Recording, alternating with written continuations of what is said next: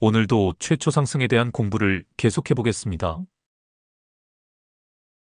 지난 시간에는 세력주의 관점에서 최초 상승 이후 주포가 핸들링을 어떤 식으로 하는지를 살펴보았습니다. 오늘은 최초 상승 이후 우량주와 세력주의 주가 흐름이 어떻게 다른지에 대해 공부를 해보겠습니다. 확실하게 우량주와 세력주는 구분을 해서 접근을 해야 할 필요가 있습니다. 우량주는 대세의 흐름이라는 관점에서, 세력주는 주포의 핸들링이란 관점에서 접근을 해야 합니다. 차트로 가보겠습니다.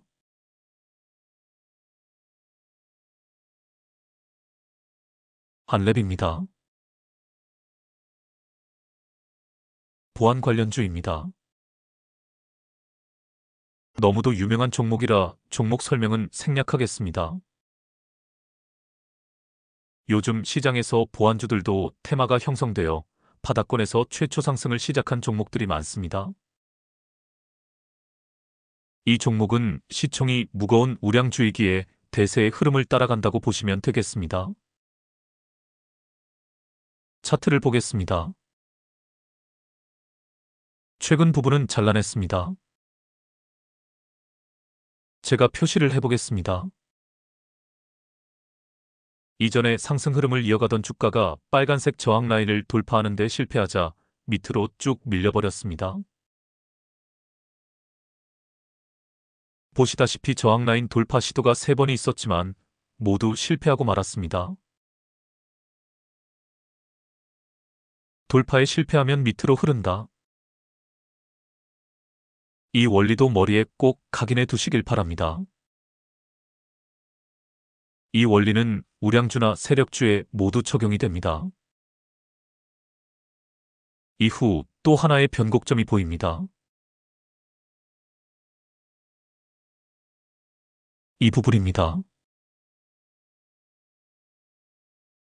121선을 깨고 내려온 주가가 반등하려는 모습을 보였습니다. 하지만 다시 밀려 241선까지 내려옵니다. 다시 반등의 시도가 있었지만 결국 121선 돌파에 실패하고 밑으로 쭉 밀려버렸습니다. 돌파에 실패하면 밑으로 흐른다. 제가 주식 투자에서 제일 무서운 것이 추세라고 했습니다. 그리고 추세 반전의 자리는 신만이 알 수 있다 라는 표현을 쓰기도 했습니다. 하락 추세가 한번 시작되면 이렇게 추세 반전이 쉽지 않다는 것을 기억해 두시길 바랍니다. 하락 추세가 이어지자 줄줄 흘러내렸습니다. 그런데 최근 추세 반전의 기미가 보이고 있습니다. 차트를 좀 줄여서 보겠습니다. 일단 파동을 분석을 해보겠습니다. 하락 1파입니다. 하락 2파입니다.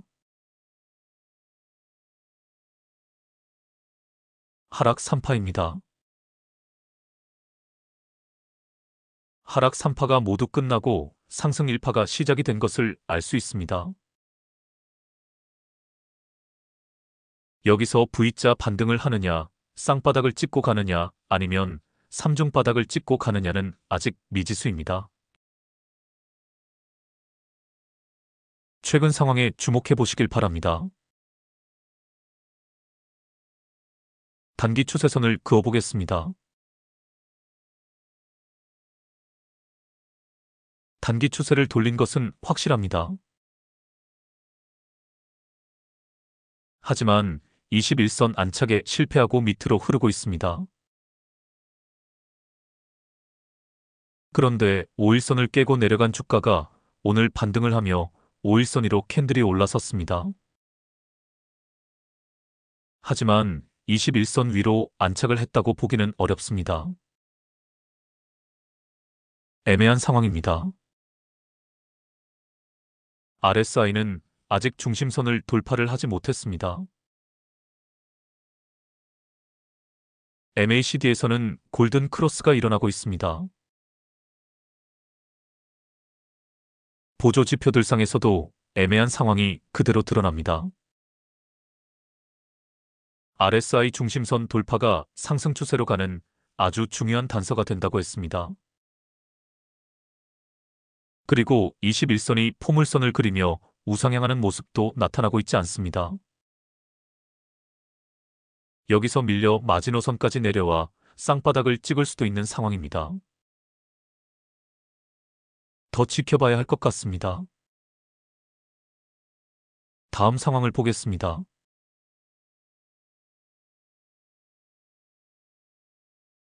결국은 21선 안착에 실패하고 쌍바닥을 찍고 말았네요. 그런데 마지노선을 터치하고 다시 반등하려는 모습을 보이고 있습니다. 또 단기 추세선을 그어보겠습니다. 단기 추세를 돌린 것이 확실합니다. 그리고 그 캔들이 떴습니다. 그렇습니다. 하락 추세 끝에 급반등을 알리는 큰 오빠 캔들입니다. 이 종목은 우량주입니다. 어떤 주포 세력 하나가 핸들링을 하기보다는 시황에 따라 여러 기관이나 외국인들의 매수세가 주가를 견인하는 주요 동력원으로 작용을 합니다. 오늘 큰 오빠 캔들이 뜬 것은 반발 매수세로 이해를 해야 할 것 같습니다. 우량한 종목이 저평가 구간에 있다고 판단한 어떤 기관 하나가 이 종목을 대량 매수했을 가능성이 높습니다. 여하튼 큰오빠 캔들을 믿고 타점을 잡아볼 수 있습니다. 다음 상황을 보겠습니다.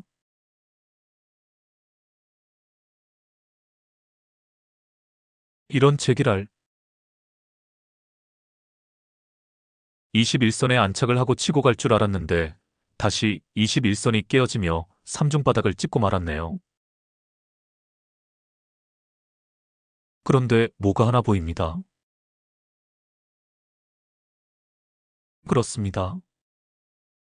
21선이 포물선을 그리며 우상향을 시작했습니다.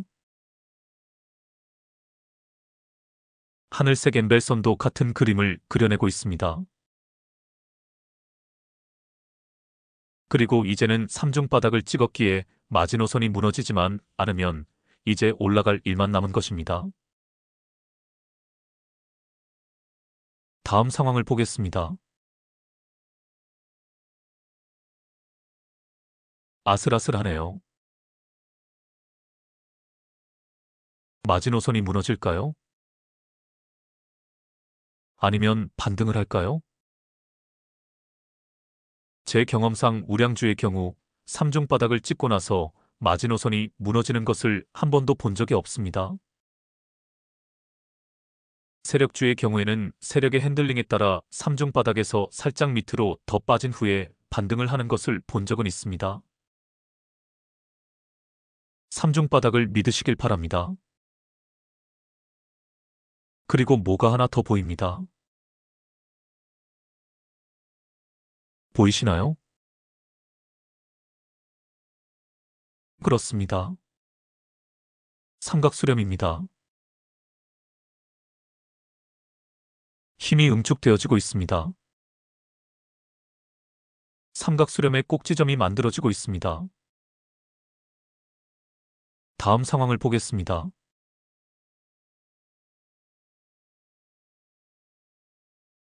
제가 주식 투자에서 경험만큼 훌륭한 자산이 없다고 했습니다. 이런 상황들을 많이 경험해 보셔야 합니다.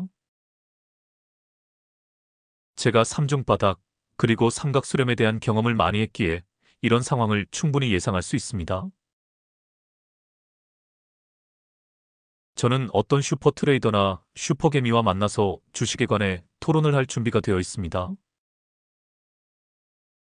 지금은 제가 아무런 영향력도 없지만 제 인지도가 올라가면 제가 먼저 찾아가 슈퍼개미들과 주식 전반에 관한 토론을 해볼 생각입니다. 그렇게 하려는 의도는 검증을 하기 위해서입니다. 제가 생각하는 주식 투자에 관한 전반적인 투자 방식에 대해 고수들로부터 검증을 받고 싶은 것입니다. 여러 가지로 부족한 면이 많기에 그들에게서 한 수 배우고 싶은 것입니다. 저는 제 자신을 잘 알고 있습니다. 특히 저는 경험이라는 부분에서 많이 부족한 트레이더입니다. 20년, 30년 동안 수많은 실전 경험을 가진 백전 노장들 앞에서는 깨갱할 수밖에 없습니다. 물론 천재적인 젊은 트레이더들은 상대적으로 경험이 부족하지만 타고난 감각을 가지고 슈퍼개미가 되신 분들도 있습니다. 하지만 저는 저 자신을 너무도 잘 알고 있습니다. 저에게는 천재성이 없습니다. 타고난 감각도 없습니다. 그저 노력으로 여기까지 왔을 뿐입니다. 둔재는 아니지만 그저 평범할 정도의 능력을 갖추고 있습니다. 실력을 업그레이드 시키려고 끊임없이 노력을 하고 있습니다. 그래서 일명 대가들에게서 배우고 검증받고 싶은 욕구가 강합니다. 내가 잘하고 있는 건지, 혹은 이대로 가면 나도 대성을 할 수 있는 건지를 그분들을 통해 확인받고 싶은 것입니다. 그분들에 비해 저는 경험면에서 일천하다고 할 수 있습니다. 제가 젊은 시절 일찍 주식 투자에 입문을 해서 많은 경험을 쌓을 수 있었다면 지금보다는 훨씬 나았을 것이라는 생각이 듭니다. 어제도 이야기했지만 일명 방시혁 사태로 인해 멘탈이 무너지지 않았을 것이라는 생각도 듭니다. 짧은 기간이지만 저도 별별 경험을 다 해보았습니다. 지난 8월 5일 우리 주식시장이 완전히 폭락을 했던 블랙먼데이도 처음 경험을 해보았습니다. 이런 경험들이 아주 소중한 자산으로 제 몸에 남아 있습니다.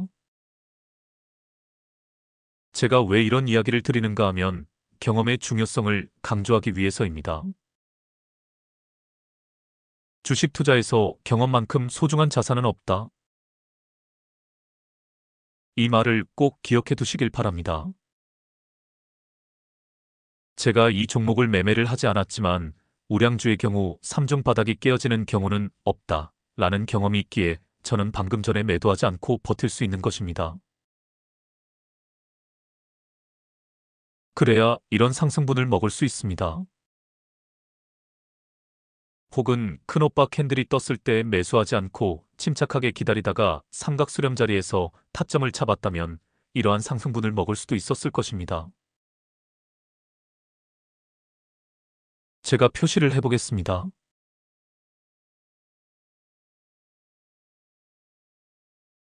삼각 수렴은 곳곳에 숨어 있다고 말씀을 드렸습니다.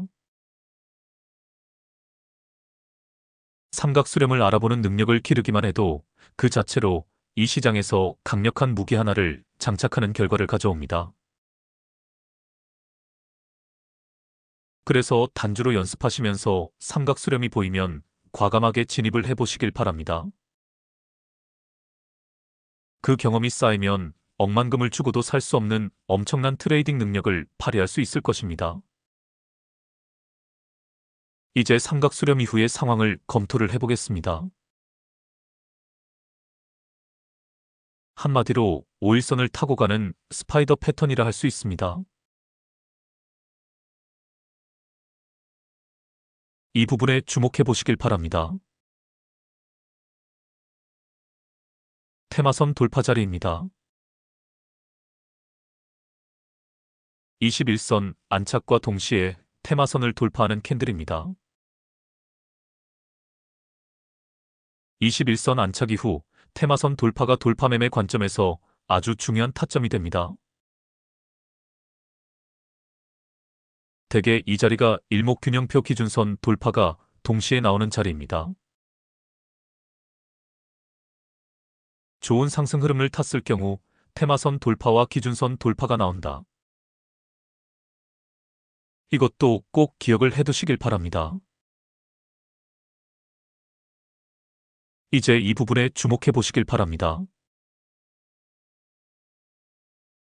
우량주의 경우에는 상승 과정에서 꼭 한 번씩 이런 것이 나온다고 했습니다. 매물 소화 음봉이라 할 수 있습니다. 어떤 기관에서 수익 실현 매물을 던지면 차트상에서 이런 모습이 나타납니다.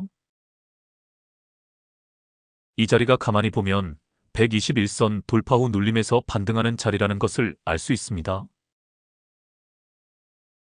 즉, 돌파 후 눌림에서 반등하는 자리가 되는 것입니다.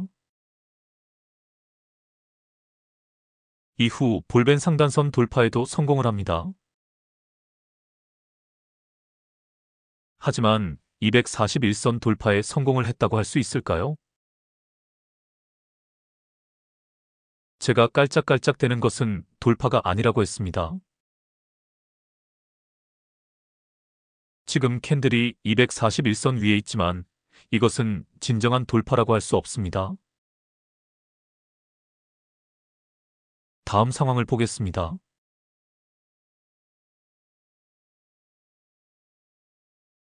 오늘까지의 상황입니다. 엄청난 장대 음봉이 하나가 등장을 했습니다.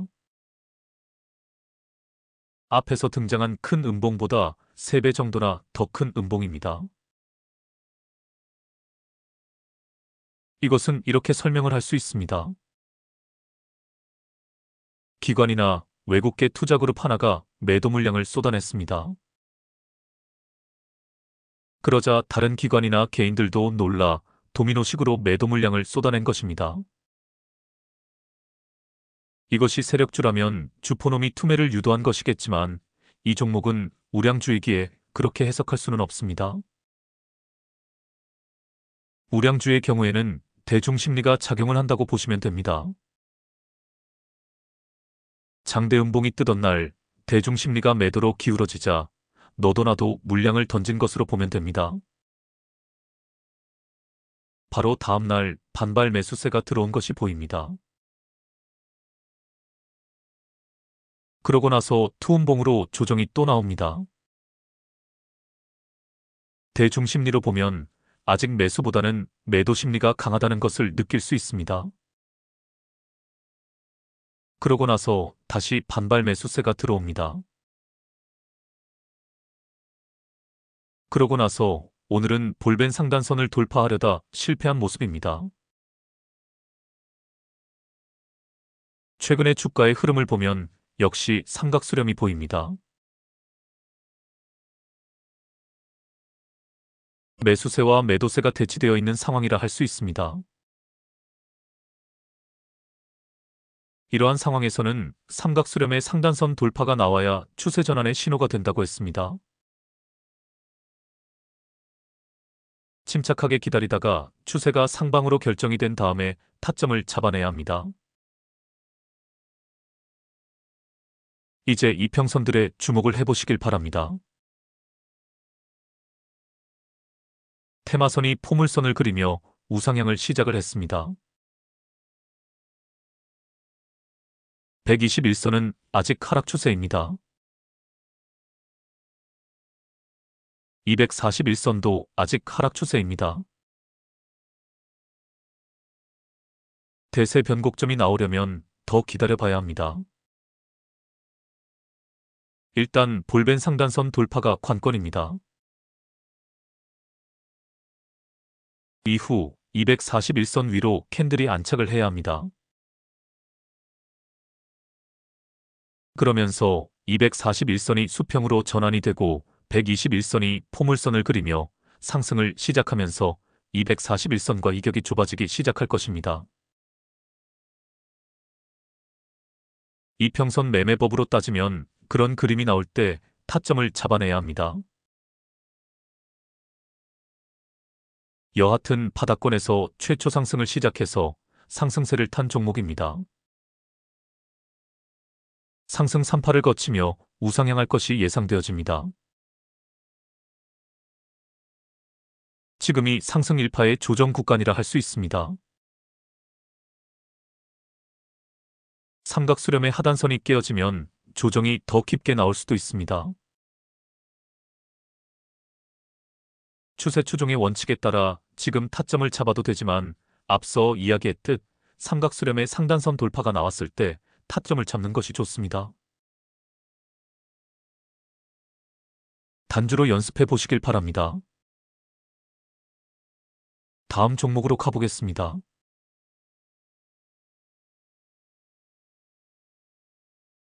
카카오페이입니다.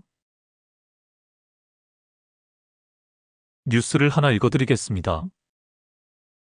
땡땡페이가 대세로 떠오르며 오프라인 간편결제 시장의 주도권을 잡기 위한 카카오페이, 네이버페이, 토스의 경쟁이 치열해졌다. 현재 핀테크 업계에서 페이 3대장으로 불리는 곳은 단연 카카오페이, 네이버페이, 토스 세 곳이다. 2018년 5월 카카오페이는 QR코드 기반의 결제 서비스를 시작해 비교적 일찍 오프라인 간편결제 시장에 뛰어들었다. 이에 땡땡페이를 언급할 때 빼놓을 수 없는 곳이다. 네이버페이는 카카오페이보다 2년 반 늦은 2020년 11월 본격적으로 뛰어들었고, 토스는 이보다 훨씬 늦은 지난해 7월에야 서비스를 시작했다. 간편결제가 등장하기 이전에는 스마트폰으로 결제하기 위해서 매번 카드 정보를 입력해야 하는 번거로움이 있었다. 이를 해결하기 위해 생긴 카카오페이는 카카오 내 페이먼트 사업부로부터 출발했다. 이때 카카오 페이먼트 사업부는 LG CNS의 결제 모듈 엠페이를 탑재해 사용자가 비밀번호만 입력하면 물건을 결제할 수 있도록 모바일 결제 과정을 단축했다. 카카오페이에 카드 정보 등을 미리 등록해두고 온라인 쇼핑몰에서 물건을 고른 뒤 카카오페이로 결제하기 버튼을 누르면 비밀번호 6자리 입력만으로 결제가 끝났다. 이처럼 초창기 카카오페이 간편결제는 모바일 환경에서의 결제 번거로움을 해소하기 위한 서비스였다. 카카오페이 가입자는 급속도로 늘었다. 별다른 홍보 없이 출시 1개월 만에 가입자 120만 명을 돌파했다. 별도 앱 다운로드나 공인인증서가 필요 없고 특정 통신사 단말기나 운영체제에 종속되지 않으면서 높은 보안성을 갖춘 것이 사용자에게 매력 포인트로 다가왔다. 서비스 출시 1년 9개월 만에 가입자 수는 1000만 명을 넘어섰다. 2017년 4월 카카오는 카카오 페이먼트 사업부를 카카오페이로 독립시켰다. 이때 카카오는 글로벌 결제 플랫폼 알리페이의 모회사 엔트파이낸셜을 파트너로 영입했고 2억 달러 투자를 유치하며 본격적으로 사업을 확장하기 시작했다. 같은 해 9월 카카오페이는 오프라인 결제 시장 진출을 위해 QR 송금 서비스를 선보이고 카카오택시, 카카오뱅크 등과 연동 작업을 마무리했다. 이후 2018년 5월 소상공인을 대상으로 카카오페이 매장 결제 서비스를 시행하며 오프라인 결제 시장에 뛰어들었다. 이는 카카오톡에 생성된 QR코드 바코드를 매장 단말기로 스캔해 결제하는 서비스이다. 카카오페이는 생활 밀착형 카테고리인 식음료, 뷰티, 패션, 영화, 마트 등 다양한 분야에서 제휴사를 확대했다. 동시에 제휴사들과 다양한 프로모션을 진행해 사용자들에게 카카오페이 매장 결제를 통한 다양한 혜택을 제공해 사용자를 끌어모았다. 여기에 포스사 키오스크 업체 등 결제 플랫폼과 협업해 결제망 확장에 속도를 올렸다. 2022년엔 국내 오프라인 결제 시장에서 가장 높은 시장 점유율을 차지하고 있는 OK포스의 전략적 지분 투자를 탄행하기도 했다. 카카오페이가 오프라인 결제 시장에서 어느 정도의 비중을 차지하고 있는지는 미지수다. 카카오페이가 오프라인 결제 규모를 공개하지 않기 때문이다. 다만 올해 2분기 오프라인 결제 서비스 거래액이 지난해 같은 기간 대비 131% 증가하며 높은 성장세를 보인 것으로 전해진다. 간편결제 업체들은 궁극적으로 모바일 금융 플랫폼을 지향하고 있다. 오프라인 결제까지 확대되면 많은 이용자를 확보할 수 있어 더 큰 규모의 경제를 이룰 수 있다. 사용자 경험 확장을 통해서 자사가 영위하는 다양한 금융 서비스로 연결할 수 있는 로긴 효과를 얻을 수도 있다. 실제 새 업체는 앱을 통해 송금이나 충전은 물론 대출, 보험 등 다양한 서비스를 연결하고 있다.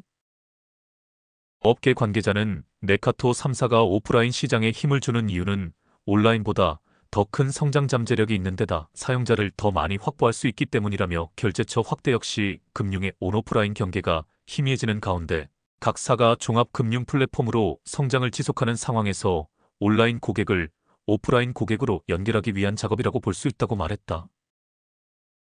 신한투자증권은 3일 카카오페이의 목표가를 9.7% 상향했다. 오는 2025년이 실적 턴어라운드의 원년이 될 거라는 전망에서다. 이미연 신한투자증권연구원은 해외 주식 거래대금 증가 및 부동산 프로젝트 파이낸싱 PF 시장 회복에 따른 카카오페이 증권의 적자가 축소될 것이라고 내다봤다. 신한투자증권은 카카오페이가 2025년 별도 기준 매출액 6,736억 원, 영업이익 576억 원을 올릴 것으로 봤다. 임 연구원은 결제 및 금융 서비스 등 본업에서 꾸준한 이익 성장이 기대된다며 TMF 사태 여파로 외형 성장 속도는 둔화되겠으나 규모의 경제 효과로 영업이익률 개선세가 지속될 것이라고 말했다. 증권에 대해서도 올해 대비 약 200억 원 적자 축소가 예상된다며 해외 주식 거래대금 및 부동산 PF 신규들 확대 그리고 비용 통제에 따른 수익성 개선이 기대된다고 덧붙였다. 이에 신한투자증권은 카카오페이의 목표가를 기존 31,000원에서 34,000원으로 상향 조정하고 투자의견도 매수를 유지했다. 임 연구원은 빠르면 2025년 연결 영업이익 흑자 전환까지도 기대해 볼 만한 상황이라고 말했다. 이상입니다. 차트를 보겠습니다. 차트를 좀 줄여서 보겠습니다. 제가 장기 추세선을 그어보겠습니다.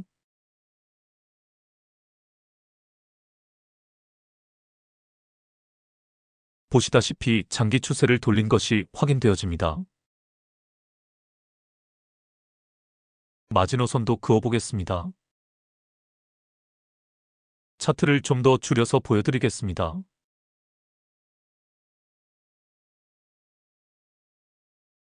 마지노선에 캔들이 몇 번 부딪혔는가를 따져보시길 바랍니다.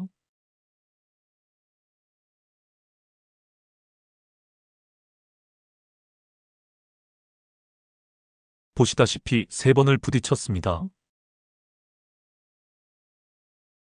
3중 바닥입니다. 그리고 박스권에서 횡보를 하다가 박스권 상단 즉 저항 라인을 돌파한 것도 보입니다.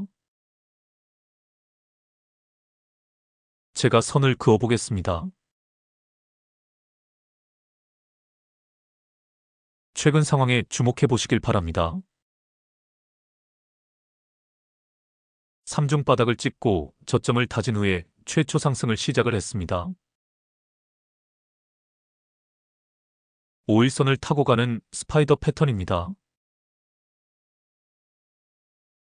그리고 박스권 돌파가 나왔습니다. 테마선도 돌파를 한 상태입니다. 테마선 돌파가 상승세로 가는 중요한 변곡점이라고 했습니다. 구름대도 돌파한 상태입니다. 저항이 될 만한 자리를 다 돌파를 했습니다. 아주 좋은 상승 흐름을 보이고 있습니다. 하지만 121선 돌파에 성공을 했으나 볼벤 상단에서 밀리고 있습니다. 투음봉 정도로 조정을 받고 빨간색 저지바를 터치하고 반등을 할 것 같습니다. 그러면 그 자리가 밥그릇 3번 자리에서 항시 등장을 하는 컵의 손잡이 모양이 됩니다. 오늘 거래량이 팍하고 줄었지만 장대 양봉의 고점은 깨어지고 있지 않습니다. 조정이 나오더라도 5일선을 크게 깨지 않고 스파이더 패턴으로 상승세를 이어갈 것 같습니다. 위에 매물대가 그리 두껍지 않습니다. 먹을 자리가 나왔습니다. 다음 저항 라인까지는 무난하게 치고 갈 것으로 보입니다. 이런 우량주들은 세력주처럼 심한 흔들기가 나오지 않습니다. 대세를 따라간다고 했습니다. 추세 추종의 원리에 따라 추세를 따라갈 수 있는 종목입니다. 단주로 연습해 보시길 바랍니다. 한 종목만 더 보고 마치겠습니다. 다음 종목으로 가보겠습니다.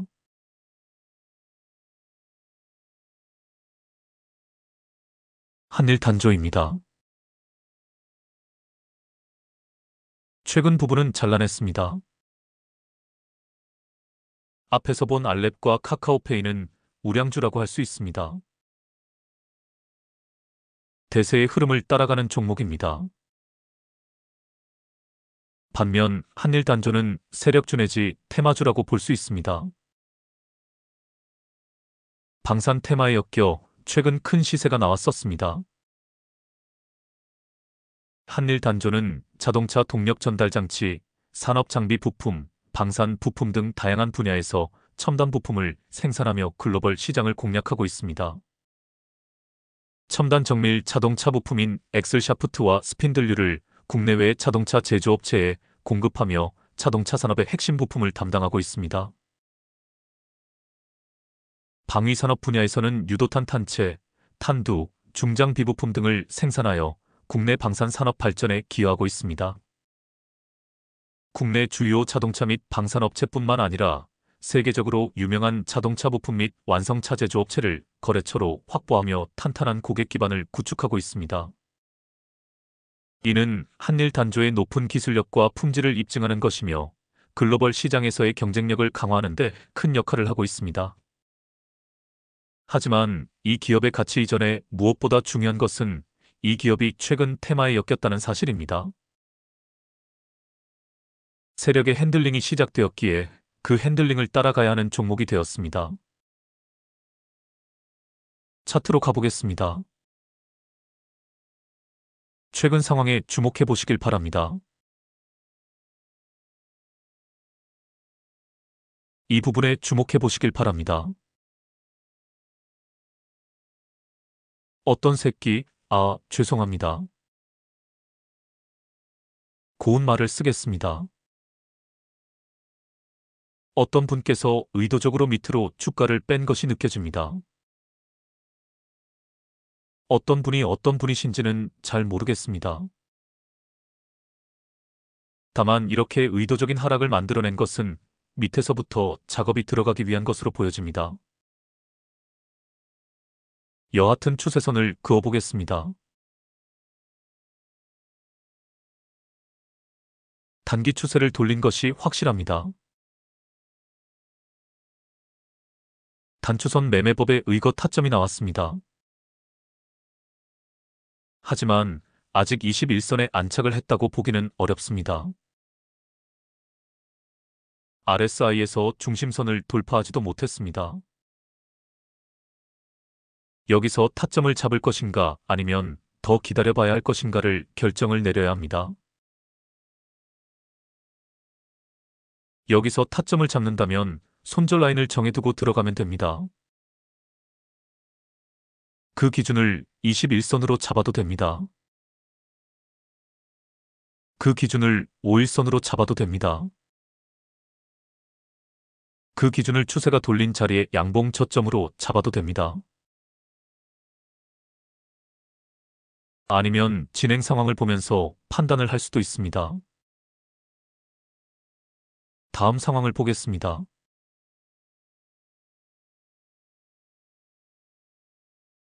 이 부분도 제가 여러 번 설명을 드렸습니다. 아주 전형적인 계단식 상승이 나오는 자리입니다.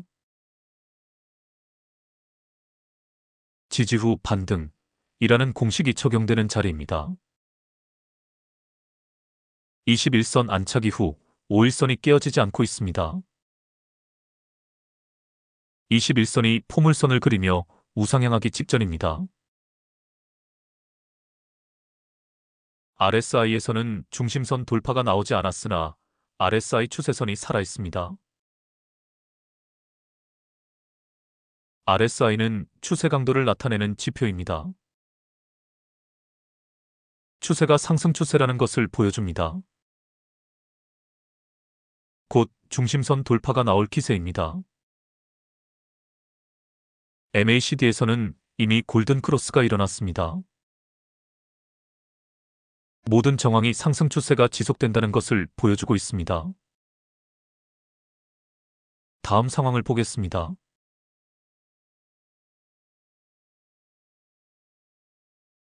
예상대로 슈팅이 나왔습니다. 갭으로 떠서 날아간 것이 보입니다. 볼벤 바닥에서 거래량이 터진 것도 보입니다. 주포가 본격적으로 핸들링을 시작한 자리입니다. 하지만 최근 상황에서는 누가 보아도 저항에서 밀리는 모습입니다. 121선 돌파가 나왔지만 121선이 다시 깨어지고 있습니다.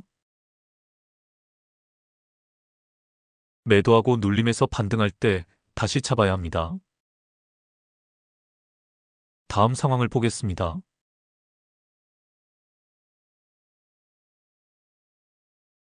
역시 예상대로 조정이 나왔습니다. 아직 최저 거래량 뒤 양봉은 등장하지 않았습니다. 하지만 가격 캔들에서 도지 캔들이 떴습니다.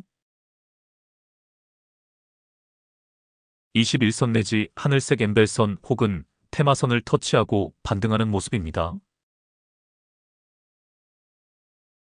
이평선들이 밀집된 자리는 강력한 지지라인 역할을 한다고 했습니다.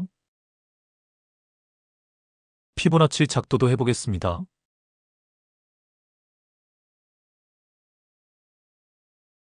0.5 라인이 깨어지고 0.618 라인에서 반등하는 모습입니다. 이런 경우는 최저 거래량 뒤 양봉을 기다리지 말고 예측샷 개념에서 지금 들어가야 합니다. 여기서 바로 급등을 할 수도 있기 때문입니다. 다음 상황을 보겠습니다.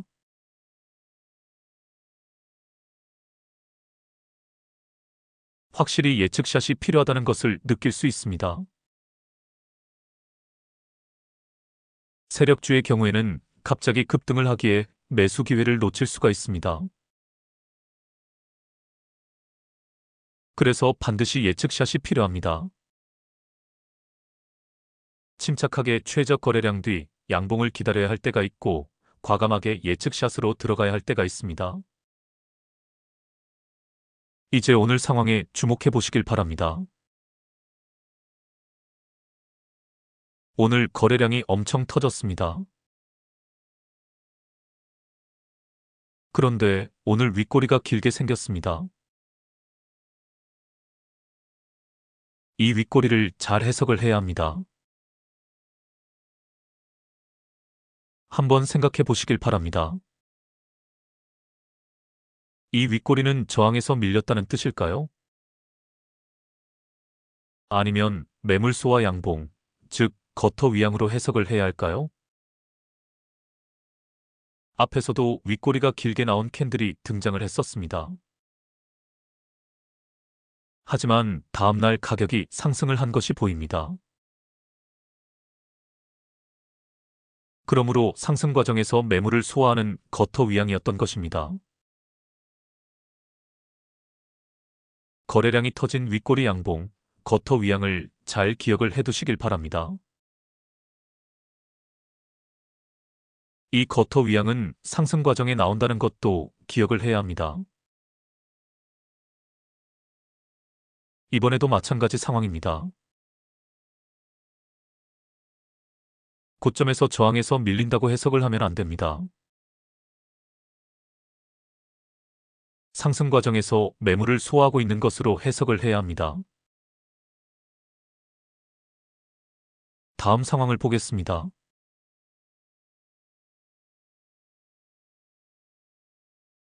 캔들 하나를 잘못 해석을 하면 이런 급등을 놓칠 수 있습니다.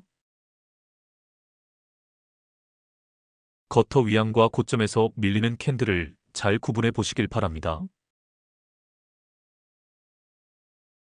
이제 최근 상황에 주목해 보시길 바랍니다. 누가 보아도 매도 타이밍입니다. 큰 언니 캔들입니다. 하락 반전의 신호입니다. 다음 상황을 보겠습니다.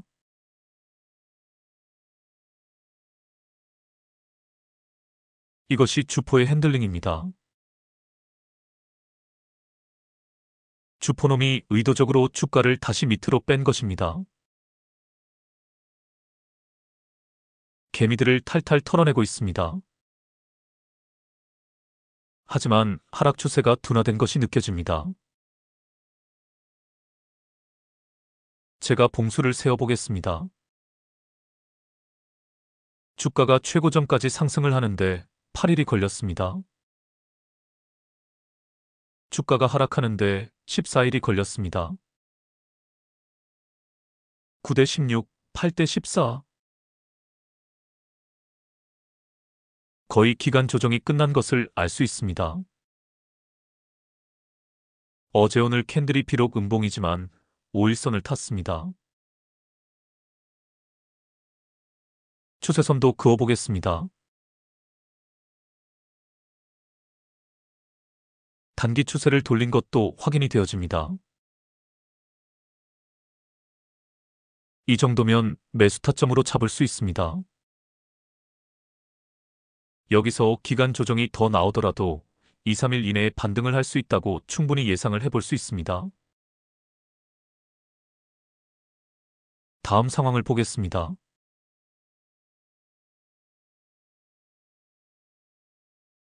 오늘까지의 상황입니다. 예상대로 급등이 나왔습니다. 급등 이후 다시 조정을 받고 있습니다. 그런데 뭐가 하나 보입니다. 그렇습니다. 삼각수렴입니다.